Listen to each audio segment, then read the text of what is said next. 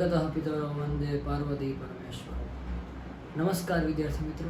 તો આજે ફરી આપણે જ્યારે મળીએ છીએ ત્યારે તમારા એક નવા ટોપિકની સાથે આપણે મળી રહ્યા છીએ। સૌથી પહેલાં આપણે એક જોયો વ્યાકરણનો ટોપિક, એટલે કે ત્યાંનું વ્યાકરણનો એક વિષય જોયો। ત્યારબાદ આપણે જોયું એક પદ્ય, એટલે કે તમારું ચેપ્ટર પહેલું જોયું કે પાઠ પહેલો જોયું। હવે આપણે જોઈએ કે ગદ્ય વિભાગ, એટલે કે તમારા જે 4 વિભાગમાં તમારું વહેંચાયેલું છે તો એની અંદરનો એક ત્રીજો વિભાગ એટલે કે ગદ્ય વિભાગ। તો ગદ્ય વિભાગમાં સૌથી પહેલાં આપણે જોઈએ કે પાઠ 2 જે છે એ પાઠ 2 એનું શું નામ આપેલું છે જે, તો એને આપણે શું કહીએ છીએ, એટલે કે એનો અર્થ, એનો ભાવાર્થ શું થાય છે એ સમજવા પછી આપણે પાઠ તરફ આગળ વધીએ। તો સૌથી પહેલાં જોઈએ કે યદ ભવિષ્યો વિનશ્યતિ, આની અંદર શું કહેવામાં આવ્યું છે? યદ ભવિષ્યો, કે યદ એટલે કે જે ભવિષ્યની ઉપર આધારિત રહે છે, એટલે કે ખાલી ભવિષ્ય ઉપર જ આધારિત રહે છે, કે બસ જે થશે ભવિષ્યમાં જે થશે એ જોયું જશે, એ રીતે નહીં। એટલે કે જે ભવિષ્યની ચિંતા કરે છે એ બરોબર છે, પણ ભવિષ્યને જે આધારિત રહે છે એનો શું થાય છે? વિનાશ થાય છે, એ હંમેશા એનો વિનાશ થઈ જાય છે। તો સૌથી પહેલાં જોઈએ કે આ યદ ભવિષ્ય વિનશ્યતિ ક્યાંથી લેવામાં આવ્યો છે અને શું છે એની પૂર્વ ભૂમિકા, એ શું છે? તો આપણા સંસ્કૃત સાહિત્યની અંદર કે સંસ્કૃત જગતની અંદર એવા 2 ગ્રંથો છે કે જે 2 સુપ્રસિદ્ધ ગ્રંથો છે એવા, એટલે કે પંચતંત્ર અને હિતોપદેશ। આ 2 ગ્રંથો એવા છે કે એની અંદરથી એ ગ્રંથોની અંદર એવું આપેલું છે કે પ્રાણીઓના ઉદાહરણ આપીને આપણને એ સમજાવવામાં આવ્યું છે કે જે પ્રાણીઓની જે વાર્તાઓ છે એના દ્વારા લોકોને ઉપદેશ આપવામાં આવે છે, કે ઉદાહરણ તરીકે પ્રાણીઓનું પાત્ર તેમાં રાખેલું છે અને એ ઉદાહરણ દ્વારા આપણને એ સમજાવવામાં આવ્યું છે। અને આ ગ્રંથો બને એવા ગ્રંથો છે કે એ ગ્રંથો નાના બાળકોથી લઈને મોટા વૃદ્ધો સુધી, વડીલો સુધી બધાને એ ગ્રંથો વાંચવા અને એમાંથી ઉપદેશ મેળવવું ગમે છે। એમાંથી જે ઉપદેશ કે એમાંથી જે સાર મળે છે, એમાંથી જે આપણને શીખવા મળે છે એ બધાને ખૂબ જ જીવનમાં ખૂબ જ ઉપયોગી બને છે। તો આપણે જોઈએ કે આ બંને ગ્રંથો એટલે કે પંચતંત્ર અને હિતોપદેશ એના વિશેની સામાન્ય માહિતી કે લઈ અને આપણે આ પાઠ તરફ આગળ વધીએ। તો આ જે પંચતંત્ર અને હિતોપદેશ બને છે એમાંથી સૌપ્રથમ પંચતંત્ર છે, તો આપણને એ ખ્યાલ હોવો જોઈએ, આપણે જ્યારે સંસ્કૃત ભણીએ છીએ અને સંસ્કૃત વિષય આપણે રાખ્યો છે તો સંસ્કૃતની સામાન્ય માહિતી આપણને હોવી જોઈએ। તો સૌથી પહેલા પંચતંત્રના રચયિતા કોણ છે? તો પંચતંત્રના રચયિતા છે વિષ્ણુ શર્મા, અને એ કેટલા ભાગમાં વિભાજિત છે? તો 5 ભાગ એના છે, જે 5 ભાગના નામ આ રીતે આપેલા છે: મિત્રભેદ, મિત્ર સંપ્રાપ્તિ, કાકોલુકીયમ, લબ્ધ પ્રણાશ અને અપરીક્ષિત કારકમ। આ રીતે એના 5 ભાગમાં એ વહેંચાયેલું છે। અને એ જ રીતે અન્ય છે આપણો બીજો ગ્રંથ છે એ છે હિતોપદેશ, કે જેના રચયિતા છે નારાયણ પંડિત। એટલે આ બંનેના રચયિતાનું નામ આપણને ખાસ યાદ હોવું જોઈએ। એટલે કે પંચતંત્રના કોણ છે? તો કે વિષ્ણુ શર્મા, અને હિતોપદેશના છે નારાયણ પંડિત। સૌથી વધારે જે આ લોકો ભૂલ કરે છે એ છે કે બંનેના નામમાં અડવોળું થઈ જાય છે, તો ખાસ આપણે ધ્યાન રાખવાનું છે કે બંનેના રચયિતાનું નામ। તો એમણે જે નારાયણ પંડિતે હિતોપદેશની રચના કરી છે તો એના 4 ભાગ છે કે એ ગ્રંથની અંદર એ કયા 4 ભાગમાં વિભાજિત થયેલું છે આપણે જોઈએ। સૌથી પહેલા મિત્ર લાભ, ત્યારબાદ છે સુયદ ભેદ, વિગ્રહ, અને ત્યારબાદ છે સંધિ। તો આ રીતે આ 4 ભાગની અંદર આ ગ્રંથ વિભાજિત થયેલું છે।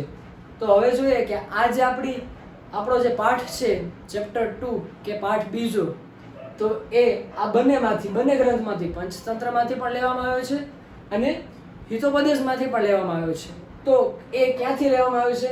તો સૌથી પહેલા પંચતંત્રનો અપરીક્ષિત કારક, એટલે કે જેનો 5મો વિભાગ છે, 5મો ભાગ છે, એમાંથી લેવામાં આવ્યો છે। અને સાથે સાથે આપણો જે હિતોપદેશ ગ્રંથ છે તો એ હિતોપદેશના 4થો વિભાગ, એનો પણ અંતિમ વિભાગ એટલે કે સંધિમાંથી આ પાઠ લેવામાં આવ્યો છે। અને આ પાઠની અંદર પણ એ જ રીતે એક જે વાર્તા છે એ વાર્તાને પણ કોઈ પ્રાણી કે પશુ પક્ષીના અર્થમાં, એટલે કે એનું ઉદાહરણ દ્વારા જ સમજાવવામાં આવ્યું છે. તો અહીંયા જે ઉદાહરણ આપવામાં આવ્યું છે એ ઉદાહરણ 3 માછલીઓનું છે, અને એ 3 માછલીઓના નામ પણ એ રીતે આપવામાં આવે છે કે એ 3 માછલીઓના ઉદાહરણ દ્વારા આપણને સમજાવવામાં આવ્યું છે. તો એના એ પ્રકારે નામ આપેલા છે 3 માછલીઓના, અને એ 3 માછલીઓ દ્વારા આપણને સમજાવવામાં આવ્યું છે. તો 3 માછલીઓના નામ પણ એ પ્રકારે છે. જો સૌથી પહેલા છે અનાગત વિધાતા, ત્યારબાદ છે પ્રત્યુત્પન્નમતિ, અને ત્રીજું છે યદ ભવિષ્ય. આ 3 માછલીઓના નામ આપેલા છે, અને આ 3 માછલીઓના નામ આપણને ખાસ યાદ રહેવા જોઈએ કે જે આખો આ પાઠ છે એ 3 માછલીઓ ઉપર આધારિત છે, એના ઉપર જ છે. તો આની અંદર શું વાત કરી છે કે આ પાઠની અંદર એવું કહેવામાં આવ્યું છે કે જ્યારે માછીમારો એ તળાવ પાસે આવે છે અને એની વાતો સાંભળ્યા પછી આ 3 માછલીઓ નક્કી કરવાનો હોય છે. કેમ કે જ્યારે માછીમારો એ તળાવ પાસે આવી જાય છે અને તળાવ પાસે આવીને જોવે છે કે આ તો બહુ સારું તળાવ છે અને ઘણી બધી માછલીઓ છે, અને એને ખ્યાલ આવી જાય છે કે આપણે આની અંદરથી ઘણી બધી માછલીઓ મળશે, કાચબાઓ, ઘણું બધું આપણને મળશે, અને આપણા આહારની વ્યવસ્થા એટલે કે આપણા ભોજનની વ્યવસ્થા થશે. પણ એ સમયે એમને ખ્યાલ પડ્યો કે હવે આ માછીમારો આવ્યા છે અને બીજે દિવસે એ ઝાડ પાથરશે, તો હવે આપણે શું કરવું જોઈએ. તો એ જ આપણને સમજાવે છે કે આપણે આપણા કઈ રીતે આપણા જીવનમાં એને ઉતારવું જોઈએ અને એને આપણા જીવનમાં ઉપયોગી થવું જોઈએ. તો સૌથી પહેલા છે અનાગત વિધાતા માછલીએ શું કર્યું એના વિશેની વાત કરી કે એણે પોતાની બુદ્ધિમત્તાથી એણે શું કર્યું. તો પહેલાથી જ કે ન આગત અનાગત, કે જે નથી આવ્યું એ પહેલાં જ એણે થોડુંક એના પહેલાં એણે વિચારી લીધું, ચિંતન કરી લીધું, અને એણે એ સ્થાનને છોડી દીધું.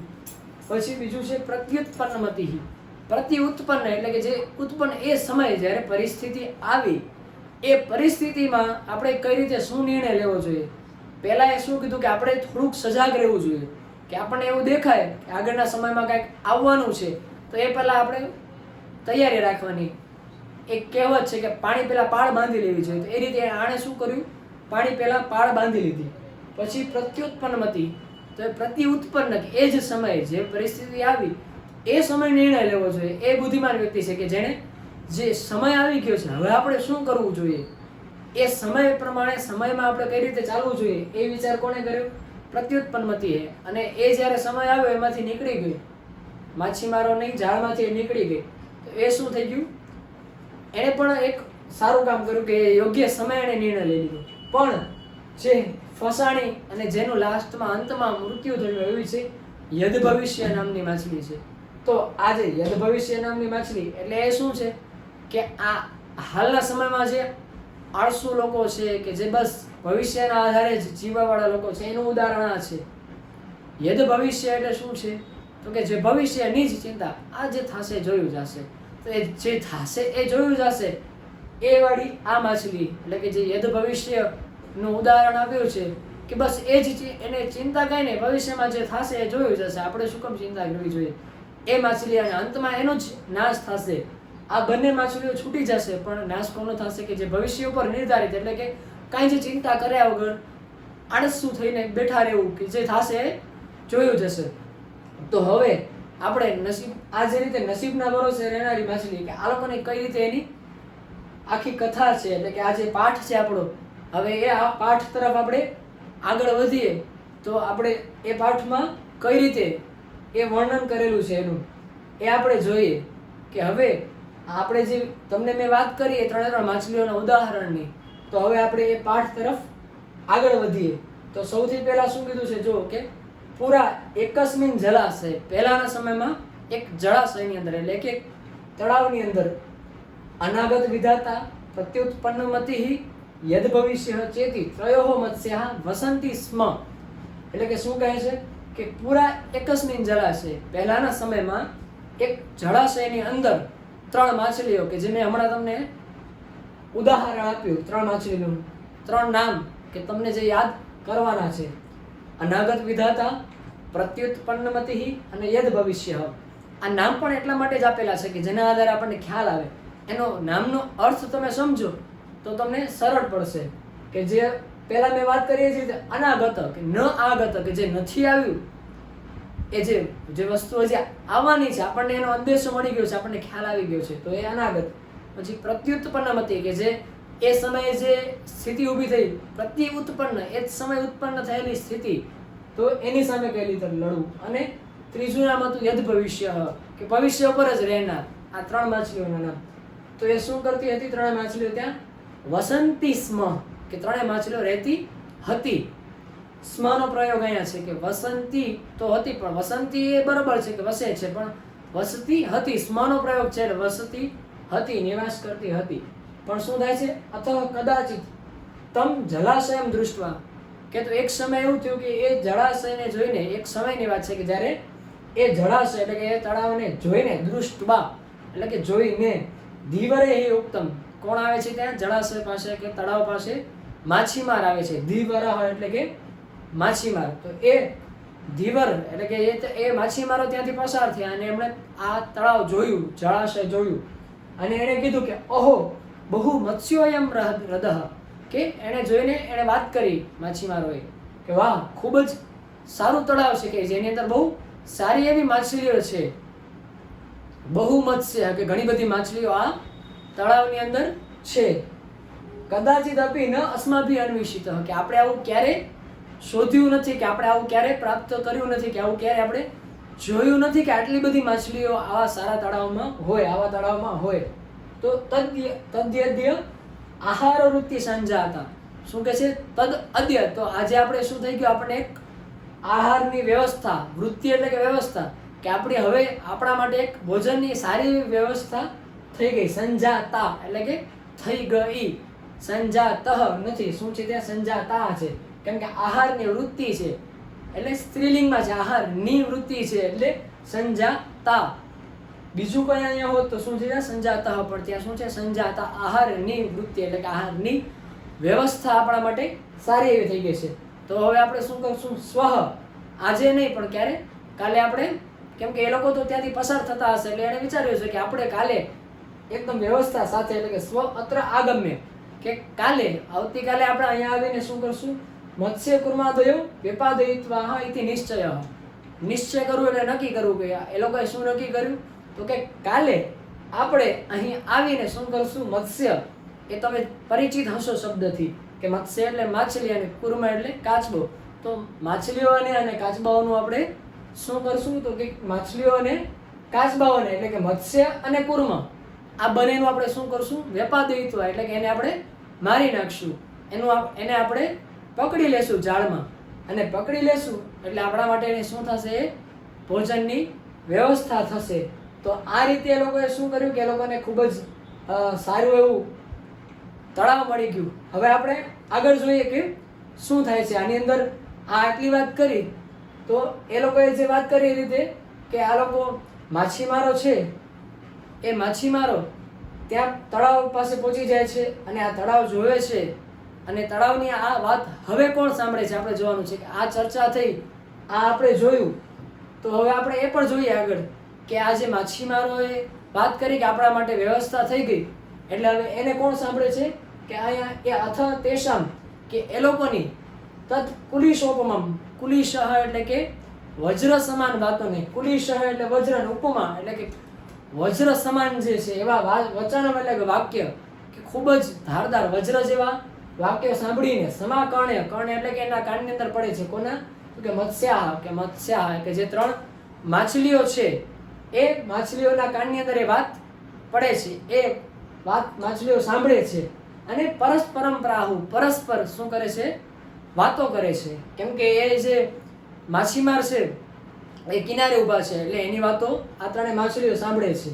અને શ્રુતોયમ ધીવરાલાપ, એ લોકો અંદર પરસ્પર વાત કરે છે કે સાંભળી તમે આ માછીમારોની વાત? અધુના અસ્માભિ કિમ કર્તવ્ય, કે 3 જે માછલીઓ હતી એમણે શું કીધું કે તમે આ માછીમારોની વાત સાંભળી? એમણે વાત કરી હતી કે આપણે કાલે હવે આવશું અને બધી જે માછલીઓ અને કાચબાઓને આપણે પકડી લેશું અને મારી નાખશું, આપણી ભોજનની વ્યવસ્થા થશે. એટલે એમણે 3 માછલીઓએ શું કીધું કે અધુના એટલે કે અત્યારે અસ્માભિ કિમ કર્તવ્ય, આપણે હવે શું કરવું જોઈએ? આપણે આ સાંભળી લીધું છે તો આપણે હવે શું કરવું જોઈએ? ત્યારે તત્ર એ સમય શું કરે છે? અનાગત વિધાતા નામ મત્સ્ય પ્રાહ, કે જે સૌથી પહેલી માછલી હતી અનાગત વિધાતા, એણે કીધું, એણે શું વાત કરી કે નૂનમ પ્રભાત સમય, કે જો હવે શું થશે કે સવારના પ્રભાત સમય એટલે વહેલી સવારે ધીવરાહા એટલે કે માછીમારો અત્ર આગમ્ય એટલે કે અહીંયા આવીને શું કરશે, મત્સ્ય સંક્ષયમ કરી છે, માછલીઓને મારી નાખશે. ઇતિ મમ મનસ્ય વર્તતે, એવું મને લાગી રહ્યું છે, મારા મનમાં હવે એવી શંકા જાય છે, મને એવું લાગે છે, કેમ કે એ લોકોએ આ વાત કરી છે, એ લોકોએ ચર્ચા કરી છે, તો હવે આવતીકાલે આવીને એ લોકો આપણને મારી નાખશે, બધી માછલીઓને પકડી લેશે. તન્નયુક્તમ સાંપ્રતમ ક્ષણમપી અત્ર અવસ્થાતું, એટલે કે હું એવું વિચારું છું, હું એવું માનું છું કે હવે આપણે વધારે અહીં રહેવું જોઈએ નહીં.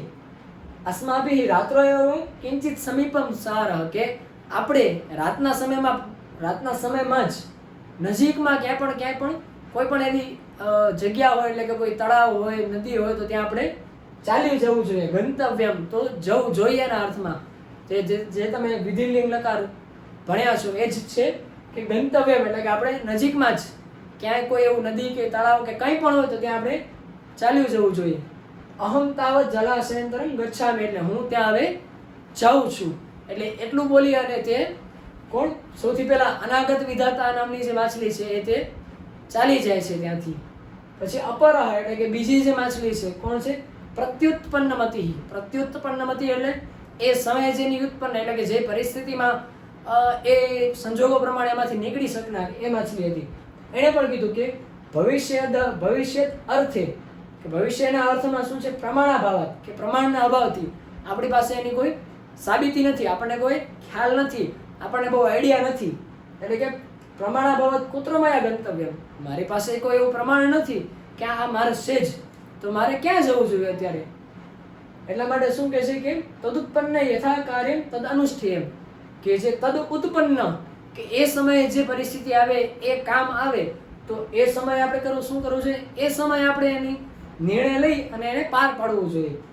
તથા ચ ઉત્તમ, અને એણે શું કીધું કે ઉત્પન્ન આપદમ, કે જે આપણી આપત્તિ આવે, આપણે અચાનકથી કોઈ એવી પરિસ્થિતિ આવી જાય, એની અંદર ઉત્પન્નમ આપદમ યસ્તુ સમાધત્તે સહ બુદ્ધિમાન, એટલે કે શું કરે છે કે જે આપત્તિ આવે એ સમયમાંથી જે સમાધાન કાઢે, એટલે એ પરિસ્થિતિમાંથી નીકળવા માટેનો કોઈ રસ્તો કાઢે, એ કોણ છે, બુદ્ધિમાન છે.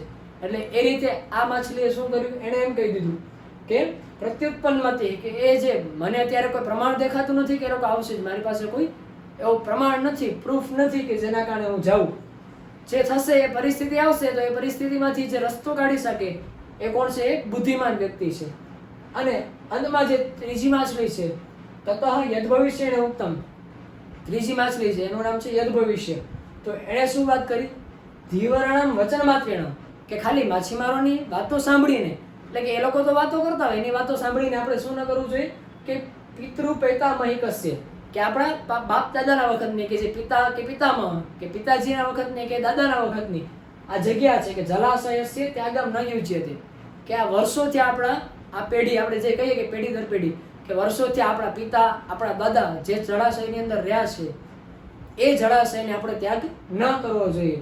યદિ આયુ ક્ષય અસ્તિ, એટલે કે જો આપણી આયુ એટલે કે આપણું આયુષ્ય પૂરું થઈ જશે તો તદા અન્યત્ર ગતાનામપી મૃત્યુ ભવિષ્યતિ એવ, જો આપણું આયુષ્ય પૂરું થઈ જશે તો આપણે ક્યાંય પણ જશું, આપણું મૃત્યુ તો થવાનું જ છે.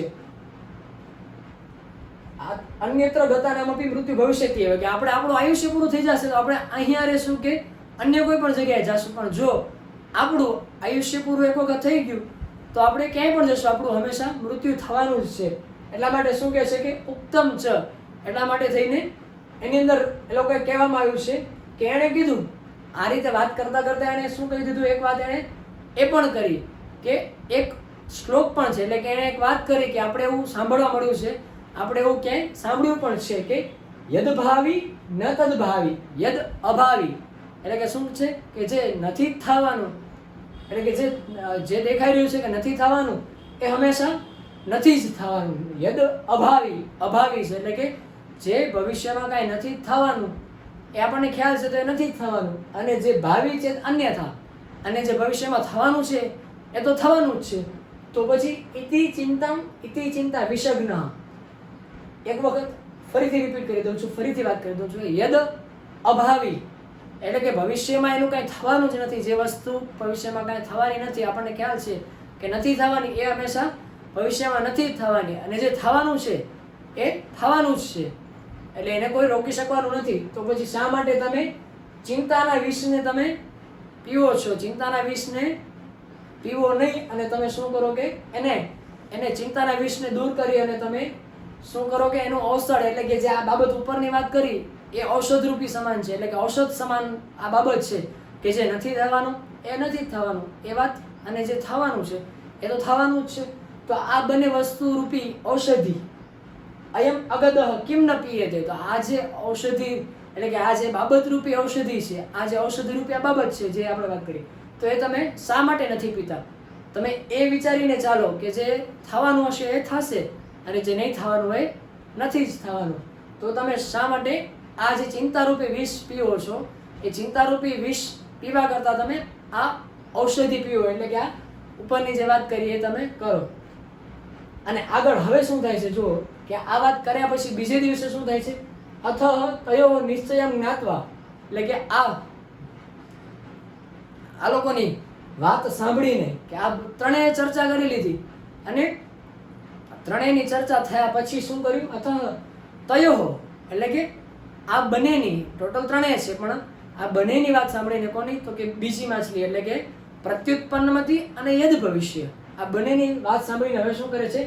અતઃ તયો નિશ્ચયમ, કે આ બંનેનું નિશ્ચય જાણીને જ્ઞાત્વા, જ્ઞાન એટલે કે જાણવાના અર્થમાં છે, અવબોધન, અવબોધન કરવું એટલે જાણવું. તો અથ તયો, આ બંનેનું નિશ્ચય સાંભળીને શું કરે છે? અનાગત વિધાતા નિષ્ક્રાંત સહપરિજનેન, એટલે કે અનાગત વિધાતા છે જે સૌથી પહેલી માછલી, એણે શું કર્યું કે આ બંનેનું નિશ્ચય સાંભળી લીધું કે આ બંને શું કહે છે, કે ચર્ચા ચાલી રહી છે, વાતો કરે છે, તો એની અંદરથી ત્રણેયની વાતો હાલતી હતી. તો ત્રણેય ચર્ચા કરી, એમાં ખ્યાલ અનાગત વિધાતાને એટલો ખ્યાલ આવી ગયો કે પ્રત્યુત્પન્નમાંથી છે એ રહેવા માંગે છે, એ જે પરિસ્થિતિ આવશે એમાંથી નીકળશે. અને અન્ય છે જે યદ ભવિષ્ય, એણે તો નક્કી કર્યું છે કે ભવિષ્યમાં જે થશે એ જોયું જશે. તો હવે એણે શું કર્યું કે એણે અનાગત વિધાતાએ નિષ્ક્રાંત, એટલે એણે એ જગ્યા એટલે કે જળાશય છોડી દીધું. કોની? નિષ્ક્રાંત સહપરિજનેન, એટલે પરિજનોની સાથે, એના આખા પરિવારની સાથે એણે એ જળાશયને છોડી દીધું, એણે એ જળાશયનો ત્યાગ કર્યો. અને પછી શું થાય છે આગળ? તો કે દોવ ઇમો તત્રૈવ જલાશય સ્થિતો, દોવ, હવે કોણ બચે છે? એક પ્રત્યુત્પન્નમતી અને યદ ભવિષ્ય, આ બંને માછલીઓ ત્યાં જ રહે છે.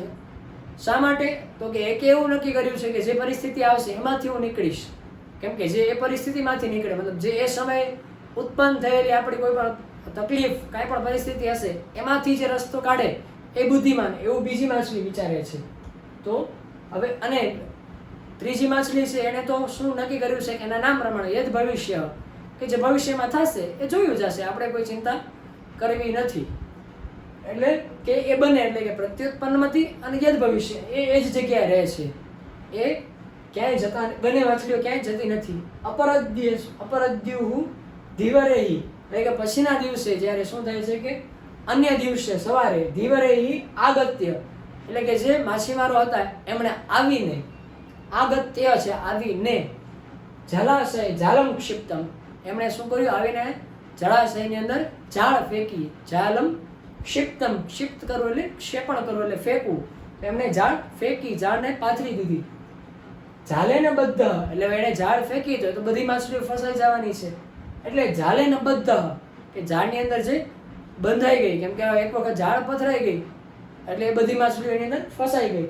તો જાલે ને બદ્ધ પ્રત્યુત્પન્નમતી, માછલીઓ તો બધી ફસાણી, પણ હવે જાળની અંદર ફસાયેલી પ્રત્યુત્પન્નમતીએ શું કર્યું કે એને હવે ખબર પડી ગઈ કે હવે હું ઝાડની અંદર ફસાઈ ગઈ છું.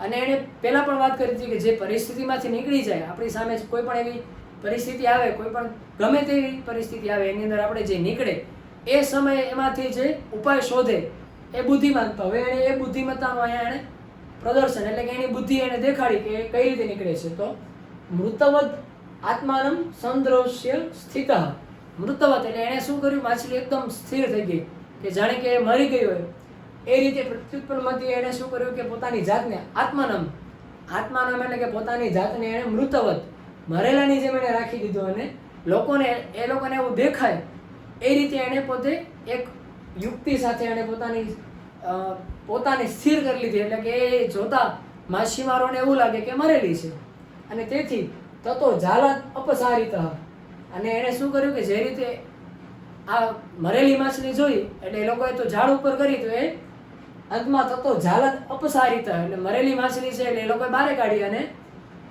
જેવી એ જ સમયે એ લોકોએ મરેલી માછલીને દૂર કરી અને અપસારિતા એટલે કે એને દૂર કરવી, એટલે એ લોકોએ શું કર્યું કે જ્યારે માછીમારોએ એ મરેલી માછલીને ફેંકી અને તરત જ યથાશક્તિ ઉપલુપ્ત્ય કે એણે બધી શક્તિ પોતાની એકત્રિત કરી અને ખૂબ જ વેગથી ગંભીરમ નીરમ પ્રવિષ્ટ, એણે શું કર્યું કે જેવી એ ઝાડમાંથી નીકળી અને ગંભીર એટલે ઊંડાણપૂર્વક, એટલે કે જેટલું બને એટલું એને ગંભીરમ નીરમ, નીર એટલે પાણી, જળ, તો એ ઊંડા જળની અંદર એણે પ્રવેશ કરી લીધો, અને યદ ભવિષ્ય ધીવરેહી, અને અંતમાં એક જ માછલી બચી એટલે એનું પરિવાર બચ્યું, એ છે યદ ભવિષ્ય.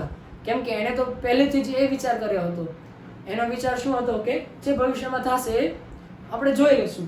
તો યદ ભવિષ્ય ધીવરેહી એટલે કે જે માછીમારો છે એમને પ્રાપ્ત હોય એ લોકોએ એને પકડી લીધી, અને વેપાદિત એટલે કે એ લોકો એને પકડી અને એનું ભોજન બનાવ્યું. ચ અત એવ ઉક્તમ, અને અંતમાં આપણને બોધ શું મળ્યો તો કહે છે કે અનાગત વિધાતા ચ પ્રત્યુન્મતિ સ્થિતા, કે અનાગત વિધાતા અને પ્રત્યુત્પન્નમતિ એ બંને સ્થિર એટલે કે એ લોકો કેવા થઈ ગયા સુરક્ષિત.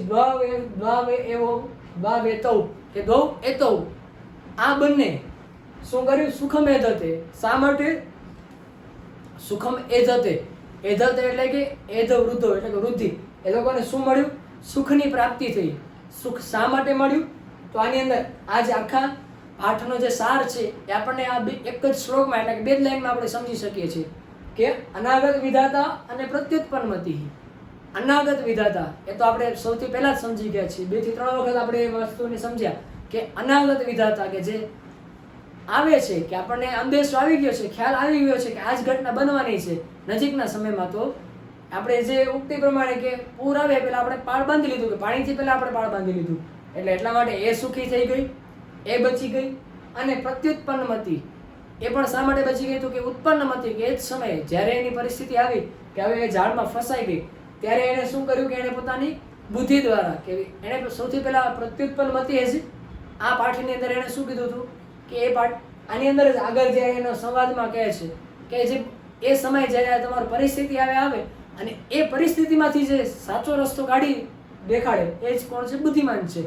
તો એણે પોતાની બુદ્ધિમત્તાનું અહીં બુદ્ધિમત્તાએ દેખાડી અને એ બંને ત્યાંથી નીકળી ગઈ, અને એ બંને શું થયું દ્વાવે તો સુખમેદ હતી, અને હંમેશા એ બંને સુખી થઈ ગઈ અને જીવી ગઈ.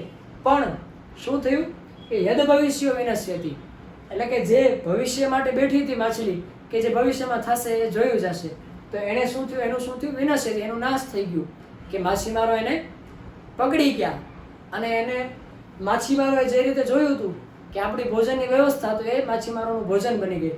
તો આ જ રીતે આ જે પાઠ છે એની અંદરથી જે આપણે હિતોપદેશ અને પંચતંત્રની વાત કરી હતી એ જ પ્રમાણે આપણને આ જે માછલીઓના આધારે મનુષ્યએ જે શીખવાનું છે, આપણે જે સમજવાનું છે એ બાબત એ જ છે કે આ 3 માછલી છે એ તો બસ ઉદાહરણ માટે છે, પણ એમાંથી શીખવાનું આપણે જ છે કે આપણે અનાગત બનવું છે, પ્રત્યુત્પન્નમાંથી બનવું છે કે યદ ભવિષ્ય બનવું છે.